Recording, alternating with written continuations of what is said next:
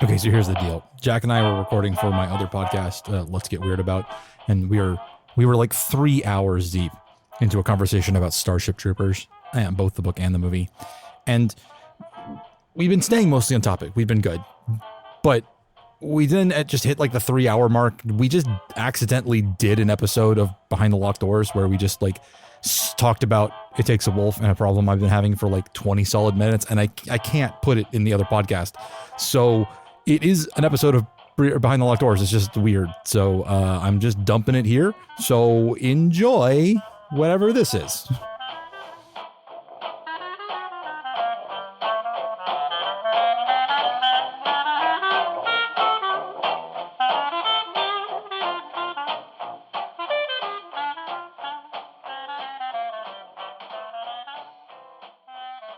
Off the chain spoilers in here about future projects the way we are in Locked Doors, or is this a separate situation? We'll put up. We're putting the warning now. Flagging. We've been talking for 3 hours about Starship Troopers, and I think we've covered. I'm not going to say I've covered everything because we will probably stop recording, and then I'll be like, oh shit, we didn't talk about. Yeah, then we'll talk for 20 more minutes. Yeah, but like, but I want to flag right now spoilers for Scott's Horny Werewolf project because the stuff that you were putting in the channel the other day about Mouse and his old squad of 5 guys who you're like, okay, in one single episode we have to care so much about these guys. Was so Starship Troopers flavored to me, like the boot camp segments of that where it's like you have so little time to get like really invested in these guys who are going to go die in a minute. And like being able to build those relationships quickly and have those like tender little details between them that like get you invested immediately and like make it so that when they die, you're like, fuck, I'm so upset. I think I've mostly broken down to I don't know. I don't think I have the time to do all of that in like 5,000 words. You had a lot of beats you wanted to hit. Yeah. The thing is I have time. I could do it if I didn't also have to explain why they all get killed, because that's part of the relevant plot. And so I have to like be setting up the big thing. They're not just going to die randomly in a fight.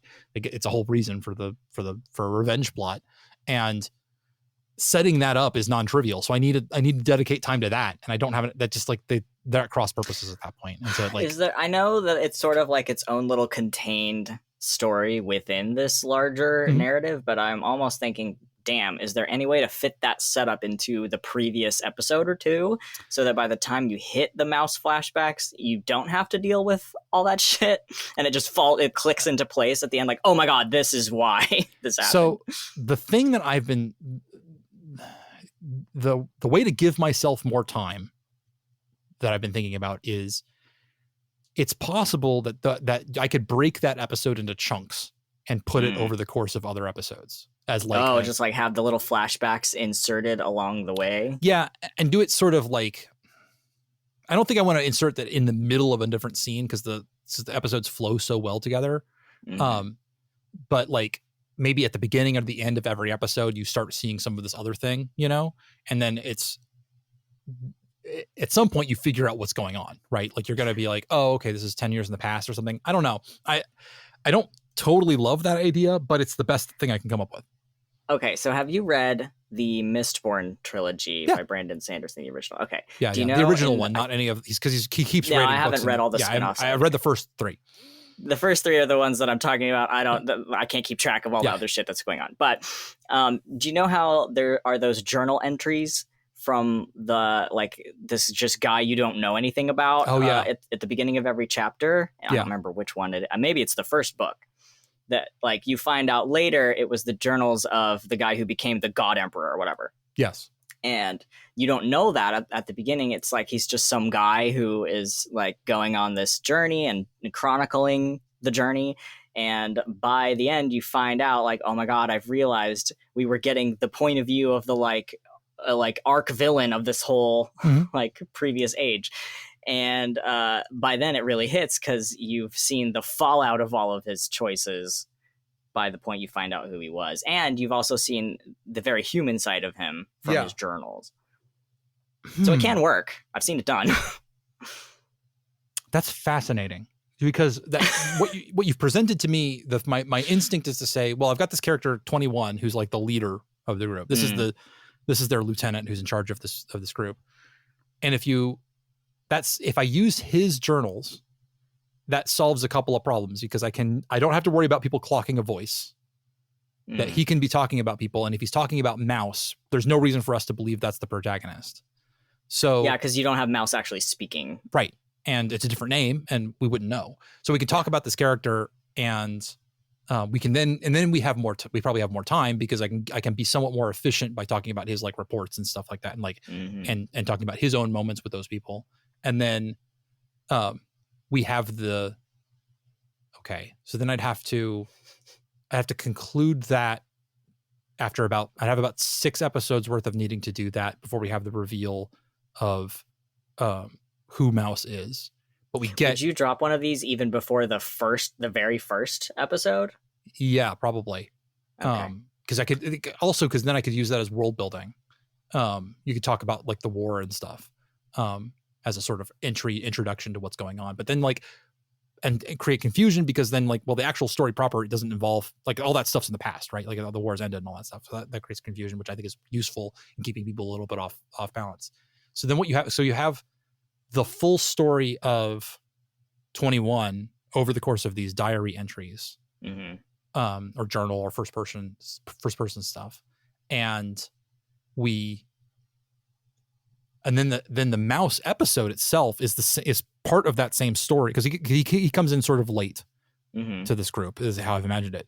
But the last episode is him, and now you realize what's going. Like I could even drop the whole like the trying to be circumspect about who Mouse is in that episode. We could start with, yeah, we're using the same narrator and voice actor, and we're doing the same thing that we normally do, where we're talking, like where it's very obvious, like, oh, this is Mouse, and it's been this character that we've been following this whole time, and now we understand, we're like, oh crap, this is him.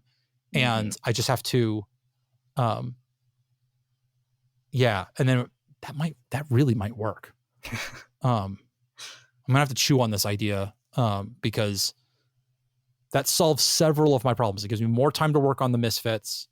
It gives us a lot of time with 21, and it gives us an opportunity to we still get the reveal, which I kind of like. It's one of those things where I know you were struggling with the reveal aspect of it. It's one of those concepts that like I like it, and I don't know why I like it. I keep like coming at it from different angles and being like, is this in service of the story, or does this just make me feel like a smart writer guy? Because moment of like, oh my God, that's who he is. Oh yeah, right. And like that's a thing that like is good, and that makes you feel good as a writer when you can pull that off. But is that actually in service of the story, or is that sort of like me just trying to show off, or try to be like better than it really needs to be?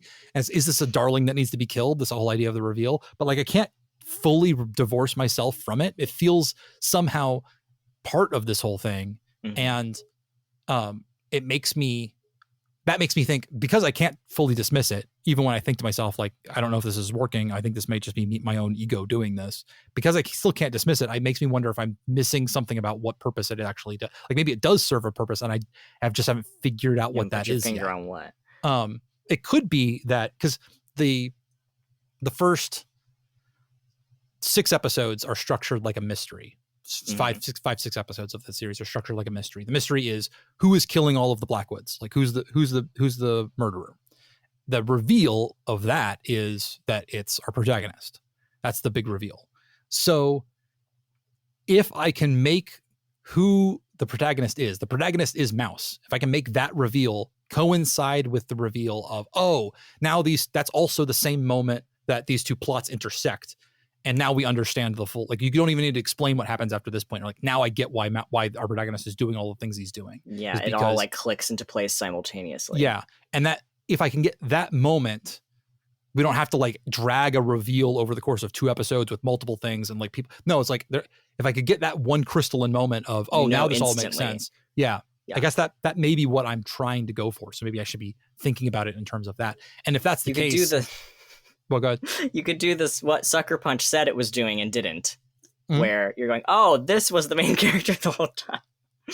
I mean, Yeah, I mean, like, well, he is the character. I mean, he is the main character. Right. But yeah, but like, yeah, the reveal, because and that also makes the production quality of, because I'm not immune to having to like worry about how many actors I'm hiring. But if I have one person who does all of 21 stuff and he also does everybody else, then that means I just need one person to do all of that for me. And rather than 5 people. Yeah, rather than a whole bunch of people and worrying about sound design, it's just a straightforward, I work with one person and he gets it done.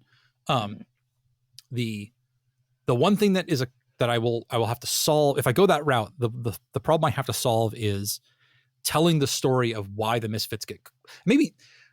Okay, let me run this by you, because maybe this is we've just fully devolved into, this is now an episode of Behind the Locked Doors. This might get like cut and put somewhere else or something. I might just put it on the Behind the Locked Doors feed and be like, hey, by the way, this is after 3 hours of talking about Starship Troopers. Jack. Yeah, hi everyone. Yeah. Okay, so hit me with it though. Okay, no, I did talk this through with somebody who's not me, because it's one of those things that I don't know if it ever fully fits. So the plot that I have for the Misfits is that they're all of the people who don't like the ne'er-do-wells and the runts and the people who have things wrong with them, that they don't fit in with the rest of the werewolf organization. So like they're the odd men out everywhere. And the Misfits. The Misfits. So they get, the idea is that the general says, okay, these guys are troublemakers, and so the answer is, we'll put them all in a single unit and we'll send that unit on a suicide mission. And then just get them all out of the way. And then they do that. They put them in there, except it turns out that when you take all of these special people and put them in a single unit, and you have a good enough commander who understands what their value is, that actually it turns out they're super useful and good, and they're actually able to pull off things that nobody else could. And so we keep sending them in suicide missions, and they keep coming back successful instead. Yeah, having like completed the mission successfully. And this is maybe where I still haven't figured out the answer, because in my head, the version is like, well, the general, who's like still unhappy about these guys haven't died, finally just pulls the trigger and sends somebody deliberately to kill them.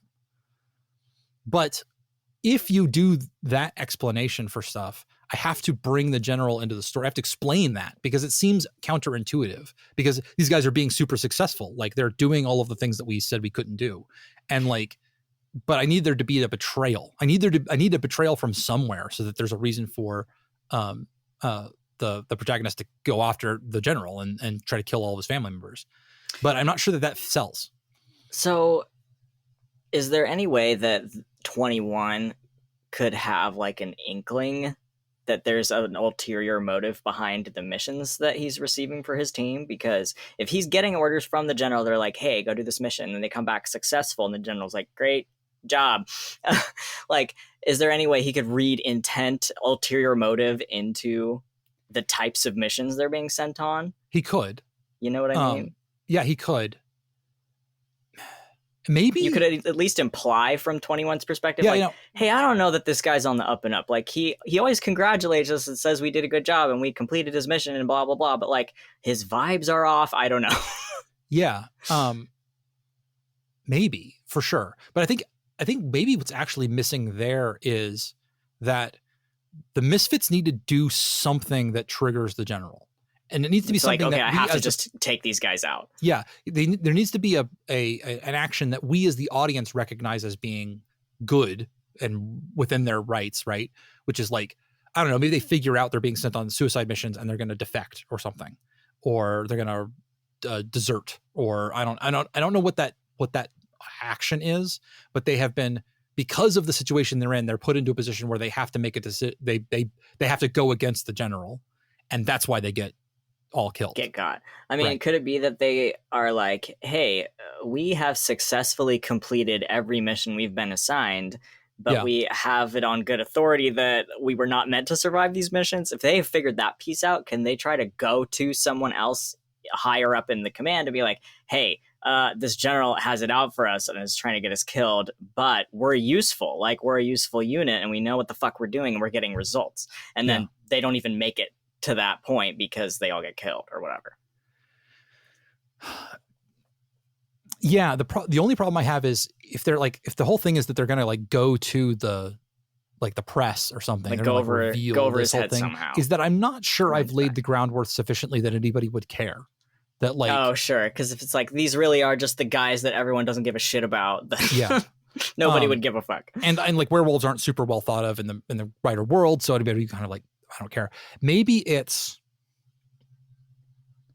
I wonder if there's a way to have like if they could be, if the thing is that they're going to turn the rest of the werewolves on, like, so that they're the troublemakers, right? So like you've taken all the guys who might be like union organizers or like, you know, people who would like who could be help my werewolf army is unionized, right? So like you've put them off in this own group, and if their response, you know, they've been sent off on these missions, they're actually super successful, and then it's like, if I could come up with a way for them to have an argument, like some way that they have something in their pocket that makes them a threat, that they could turn all of the rest of the werewolf packs against the army and make and make problems for them. Then that would be a super sufficient reason. Like, okay, now these guys are now super fucking dangerous, and we need to choke them off. Maybe I might have to make up lore for something like that. Like, I don't know, like maybe or maybe they're aware of some knowledge or something. Like maybe they is there something they could find out on one of these suicide missions that's like a really sensitive piece of information that they're not supposed to have? Yeah. And they weren't supposed to get it because they weren't supposed to succeed. Yeah, maybe it's and it could be something like everybody's under the impression that werewolves were created specifically for this task. Like this was a new invention.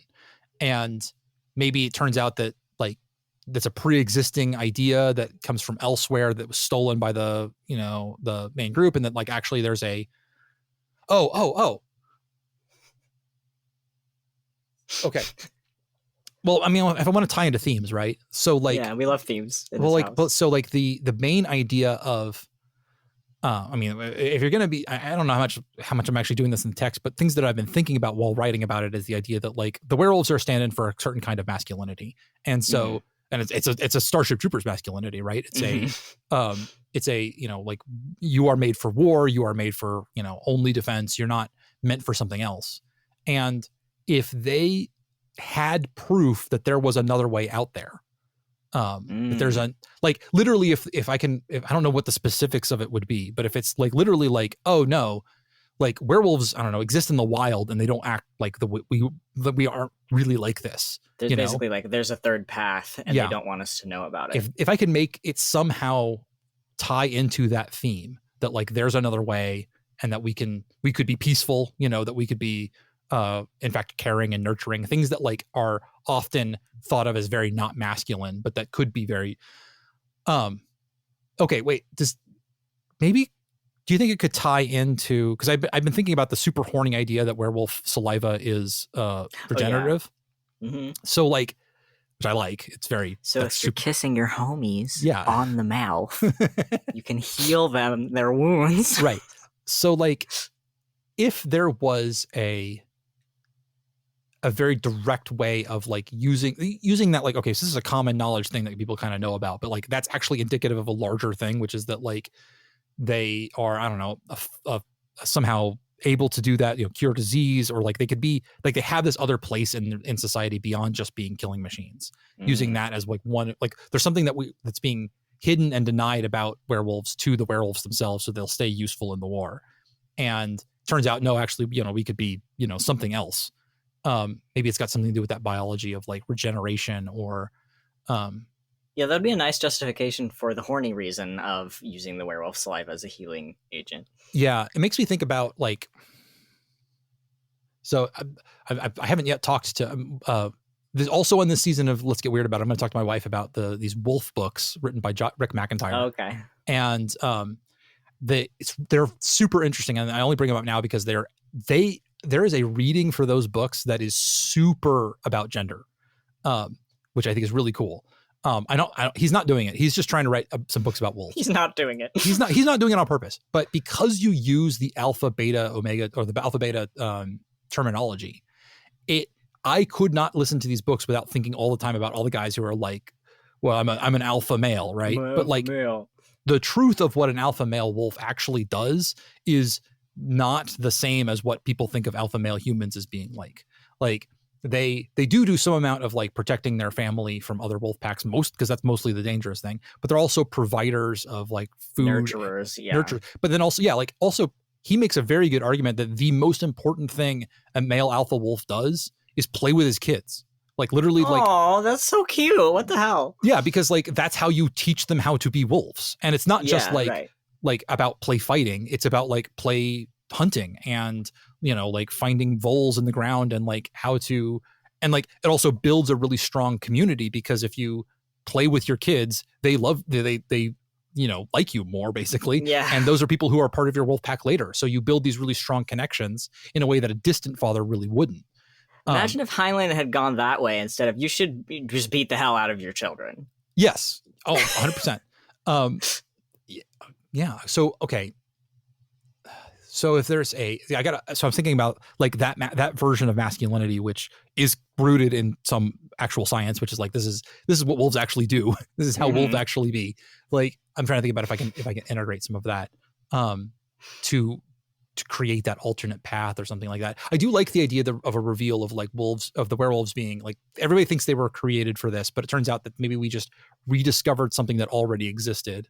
And repurposed them. They've repurposed a version of this creature for modern times to win a war, when in fact that was not their primary function in previous times. Maybe the previous times is that this was I don't know, it's about providing or healing or nurturing or something like that you can, in a mask, again, like playing with children, teaching people how to do stuff. Like there's got to be something in there. I'm going to have to chew on this because I can't do it while we're on the phone here, I guess. But this is going to be like, you need to take a whole walk around your block and take a long shower and like lie in bed awake at night and think about it. Probably. Honestly, I'm going to chew on this all day. And then like probably like 10 o'clock tonight, It Takes a Wolf. 10 o'clock is usually when we start seeing the lore hit in the chat. That's because what happens is that I try to actually write for a few hours, and then if I don't I haven't done it properly enough, but I just need to work through some. So like that's usually the point where I'm like, well, I guess I'm not getting real writing done, and then I just go fucking off the wall in this one behind the scenes in the behind the scenes channel.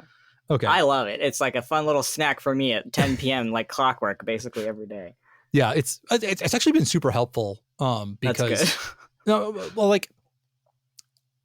There's an observer effect when you're like thinking about things, where like if I just wrote that out in a notepad, it wouldn't necessarily be as useful. But knowing that there are little like people who can pop up in the emojis with like eyes and they know, ooh, I was emoji, I'm looking. Yeah. I don't know. Something about that changes the creative process, where like I know I am presenting something that's going to be observed by somebody else, which makes me think about the thoughts more and like present them in a way that is, understandable to other people.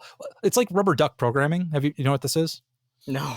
Rubber duck programming is a fascinating idea that like you are stuck on you're a programmer, you're stuck on a trial. You're like, I can't understand why this isn't working. So you bring out something that you then explain the problem to. And in this example, it would be a rubber duck.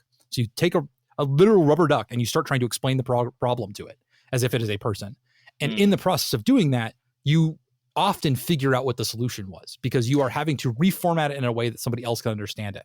And that's, you hear yourself say it out loud and you're like, oh, wait a minute. Yeah. Figure out the issue. And part of the problem is like if you're just thinking about it or you're talking to yourself about it, you know all of the things that you know, and you're not having to readdress your base assumptions. But if you explain to somebody else, you then have to also explain your basic assumptions, and that helps you fully formulate the idea in a more reasonable way. And writing things out in that channel is super the same way, where I'm like, okay, I need to formulate this in a way that somebody else is going to be able to follow what I'm saying. Okay, I need to lay it out as, here is my goal. Is that doing what I want it to do? What happens if I do this? And then like trying to explain it in a way. And that is very different than just like talking aloud, and then like having like all of the mush inside of my brain jamming up against each other. Well, and then I've seen it happen in real time where halfway through explaining something, you're like, oh, wait, I've solved my problem. Yeah, exactly. Like you're trying to like, or like the thing where you're like, I'm going to spitball some ideas. And then you're like, that I can't do that. Well, what if I did do that? And you're like, start to explore. Like, why can't I do that? Like, well, like, what would that be good? Would it work? It's kind of, that idea kind of slaps. So I'm going to explore it for a while. And then it becomes so like even when you're like soliciting the void for impact, you're like, okay, but any of these ideas sound good. But then you like, in just by thinking about what other people might think about it, you also are reevaluating it. is also super interesting. So, and then getting the little tiny emoji feedbacks is like, okay, somebody thought this was cool. Yeah. Like, that's not worth nothing. Yeah. Well, and for sure, like just posting things that you're probably going to cut from a script and just being like, here's the thing. I don't know if it's going to stay or not, but like it's now somebody else has seen it. Like also makes it easier to be like, well, I wrote this badass line, but now it's gone. So, but now it's not all gone. Yeah, it's not all gone. Somebody like immortalized in this channel. Okay, and that's about where we tailed off and then got back into the podcast we were actually trying to record. So I'm sure that you all are missing a lot of context. There's some stuff that we've been discussing behind the scenes that if you're listening to us on the public feed, maybe you don't have the full context for. You can always ask me if you just be like, hey, Scott, what the fuck's here? Because I will explain it to you. And that's actually usefully helpful sometimes. So, but anyway, this has been a thing. And we'll be back with a real episode like later when you hear about the other project and all that stuff. So bye.